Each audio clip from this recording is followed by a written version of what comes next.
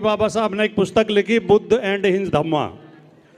वो मैंने पढ़ी। उसकी जो भूमिका बाबा साहब ने लिखी है, बाबा साहब उसमें लिखते हैं कि जब मैं एक किताब लिखने की योजना बना रहा था तो मैं सोच रहा था कि बौद्ध साहित्य बहुत विशाल साहित्य है, त्रिपिटक इतना बड़ा है और उसमें इतने बाद में इतनी बातें जोड़ दी गई हैं जो बुद्ध ने नहीं कही थी, जो बुद्ध से संबंधित नहीं है।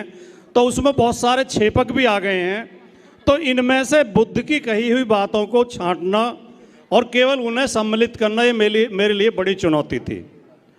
तो उन्होंने कहा कि फिर मैंने 3 कसौटी उसमें रखी कि एक तो बुद्ध कोई भी ऐसी बात नहीं कहते थे जो तर्क की कसौटी पर खरी ना उतरती हो, जो तार्किक ना हो।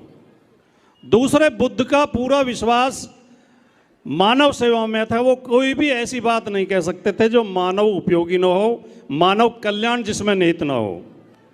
और तीसरे, वो कोई ऐसी बात नहीं कहते थे जिससे अंधविश्वास, पाखंड बढ़ता हो या भेदभाव बढ़ता हो।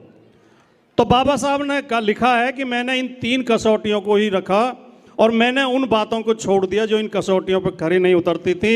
मैंने सिर्फ उन बातों को रखा जो तर्क की कसौटी पर खरी उतरती थी, जो मानव कल्याण के लिए थी और जो भेदभाव और पाखंड का विरोध करती थी। तो बाबा साहब का अगर पूरा जीवन देखें हम, बाबा साहब का पूरा जीवन इसी में निहित है।